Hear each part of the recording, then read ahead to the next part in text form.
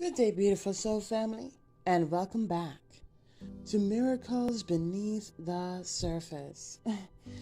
And it's just so interesting. As I mentioned before, there are different levels. And one level is there are dealing with surface issues. But then, in order to deal with surface issues, you must always go to the root of the problem, which is beneath the surface. Now, what's so marvelous, I've been saying this word marvelous ever since I was a kid. I was made fun then, and I guess I'll continue to be made fun now. But the thing is that what God is showing me, with seed time and harvest, it places right at the point of where the seed is put into the earth. Now, what's so interesting is I was about to say fallen as if it mistakenly fell, but it was intended to be in the earth. And God Almighty has been talking to me about how, the process of seed time and harvest. Now, the thing is that where does that lead to? That leads to breakthrough. So then, as there is a breakthrough, there is still more growth that needs to take place. Hallelujah. And so, now that environment is different than the soil, but it's still beneath the surface. And what surface is that? The heavenly realm. And so the very things that we learn as we're growing in the midst of the soil, there is more lessons to learn as there are breakthroughs. And so what's so interesting, I don't know if this was, I don't know. All I could say is that I was praying, and in the midst of it, I was seeing someone ask me for their help. They were calling themselves a goddess. And I was saying, I have only served the one true God. Now, there are many people, I know in the very beginning, as I was in the New Age, the one thing is that they view themselves as gods and goddesses. And I totally get it, because they're utilizing that power within them. But the thing about it is that that is done in a distorted way. That is done in the mind frame of distortion, because it's of the lies of the devil. Okay? Yes, we are children of God. Great is God within us than that of which is in the world. Yes, we can speak things into existence. But we are to rely on God Almighty. We are to rely upon the Holy Spirit. Again, by what spirit? What spirit is in the driving seat? Okay? We are to test the Holy Spirit against all spirits, And so, no matter when you will find yourself down and out, when your back is up against the wall, what do you willingly choose to do? Now, there are some people who say, well, I'm a god. I'm a goddess, right? I command the elements. But see, that's the mind of Pharaoh. And Pharaoh was destroyed. That was the mind of the wicked kings who decided to worship idols and images. Hallelujah. And they got destroyed. But see, the thing about God Almighty, our Heavenly Father, is that when you call upon the name of the Lord, you shall be saved. In the midst of trouble, it is not you that gets yourself an escape route. It is God Almighty. And so the thing about it is that there are a lot of people who view themselves as gods and goddesses. And if they want the things to work in their life, they command elements. They manipulate, but they're under a deception of the devil. The truth is that there is one true God, and that is Jehovah. Hallelujah. And when we call up, and one King, Lord, and Savior, and that is Jesus, Yeshua HaMashiach. You know what's so marvelous, again,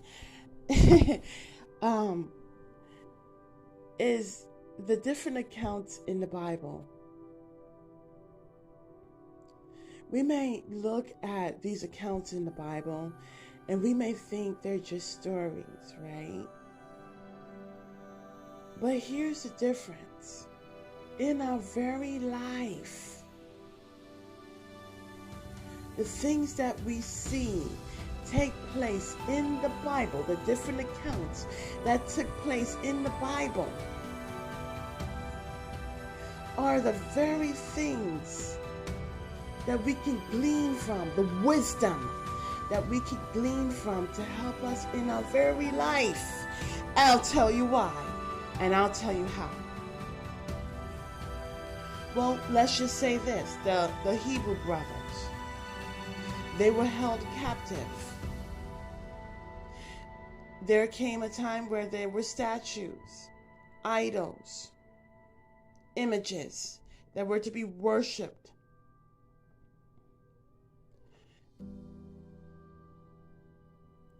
And so here's what happened. They said they will not bend their knee.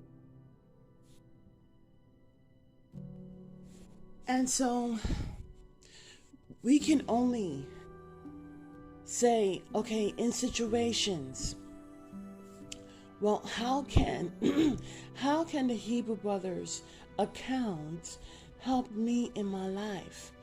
Well, when you are held captive by a situation and you feel like your hands are bounded and you feel, meaning you can't do anything, you feel like your feet are bounded and you can't go anywhere but God, hallelujah, right? And so the account of the Hebrew brothers, they said that we know that God can save us out of this situation, save us out of your hands.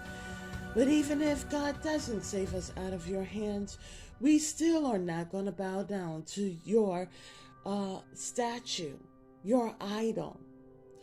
And so, as I look at it, God was showing me that in no way, shape, or form, even when matters seem bleak, in no way are we going to bow down to the circumstances, which can be seen as an image. You know, how many people, when their back is up against the wall, how many people end up bowing down to a situation because they feel overwhelmed? And so they do not rely upon the Lord. But you know what? That's what the account of the Hebrew brothers, and gleaning that wisdom from them, we can say, you know what? I'm not going to bow down to an image. I'm not going to bow down to a situation. If anything, I'm not going to bow down because I have already bended my knee to God Almighty in the midst of prayer. And as I did that, God Almighty alone provided me my way out. Hallelujah. You see what I'm saying? Also, there's another account in the Bible where it talks about Noah. Well, not Noah, but it talks about Lot. And the things about Lot is that don't turn back to your past. When you are given that way out, don't look back. keep on moving forward. And so, a lot of people state that the Bible are stories when there are accounts, there are inheritance that we can glean from and utilize and be abundant in our life. But we're not going to bend down to a situation and feel overwhelmed. We're going to call upon the name of the Lord and be saved. And when we can come to understand that God is present in our life, as brought out in Revelations, it says, holy, holy, holy, hallelujah, Lord God Almighty, who is, who was, who is, and who is to come. You know, a lot of people, and I don't want to say a lot of people, but a lot of people, they look at the Bible and they say that was of the past. It's hard to even get people to connect the Old Testament and the New Testament as one whole Bible. There are still people that pick and choose. But when you look into your life and you look into the accounts of the Bible, you can say, God Almighty, hallelujah, thank you for helping me to utilize the wisdom, the golden nuggets of the Bible, and apply it to my life. And as I apply it to my life, I am strengthened. I am motivated to keep on calling out for you, Lord, because you did it then and you do it again. And so there are, like I said, there are people who, they believe that there are gods. They believe that they solely are the ones that can bring them out of the situation and would do whatever it takes to manipulate. But see, as brought out in Genesis, when he was placing doubt, planting that seed of doubt in Eve's mind, where he says, "This is not, you won't positively die. God just doesn't want you to be like them." Now, immediately, as we glean upon the Bible, we see how much that is a lie. You see, why is it a lie? Well, because if God didn't want us to be like them, then why would God create man in his image? You see? And so we're able to debunk the lies. And we're able to let truth shine through, not just in the accounts of the Bible, but in our very own lives today. Each person who's ever gone through a situation of bending their knee to situations and turning their back against God, we can look to the Hebrew brothers. When there are situations that when God does give us the way out, we are to turn our backs to the past and keep on moving and not ever look back. When we have friends and family that turn against us out of jealousy, we should know that, you know what? As we continue to rely upon God and continue to build a relationship with God, we will see promotion.